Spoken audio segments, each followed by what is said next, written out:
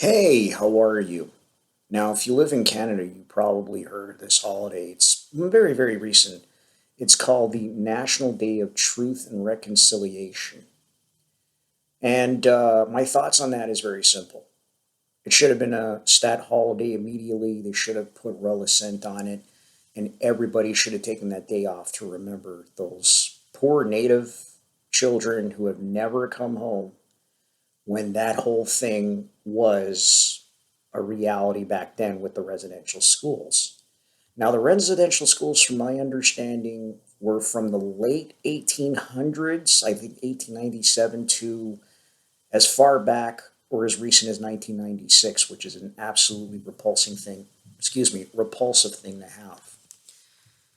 Now, from someone who's a proud Canadian, which is me, having this sort of a thing should have been done sooner rather than later. But with the graves being discovered all over this wonderful nation we call home, it makes total sense for us to commemorate not just those people who survived the residential schools and who have not made it alive, but to remember the native culture in general.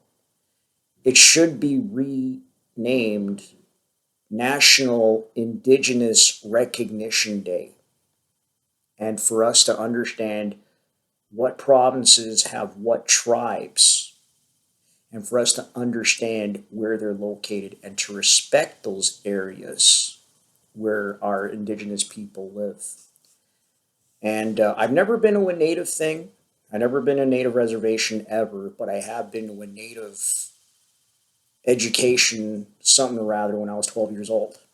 This is around, I believe, 87, 88. The principal of my elementary school back then took our class, the class I was in, rather, and there was this native dude, probably looking back at it, maybe late 40s, early 50s. He was a native himself, and I was looking around the room, and he had indigenous terms written on this really large paper. I don't know what the name of it is. The name of the paper is, that is.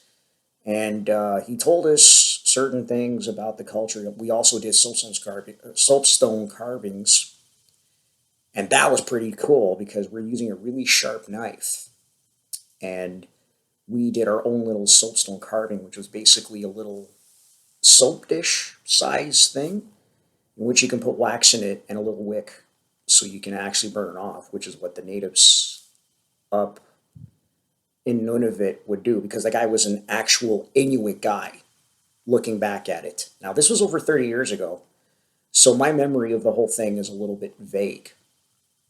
I wish this government would get more people of Native ancestry to do workshops like what I did back 30 years ago, a touch over 30 years ago, to be honest, because it opens our eyes and our ears to understand exactly what our indigenous peoples were, because they were the first ones here before any of us even stepped foot, whether it be fifth generation Canadians or the Europeans or whomever. The more we know, the better. And I have yet to see a native prime minister or a native president. Why?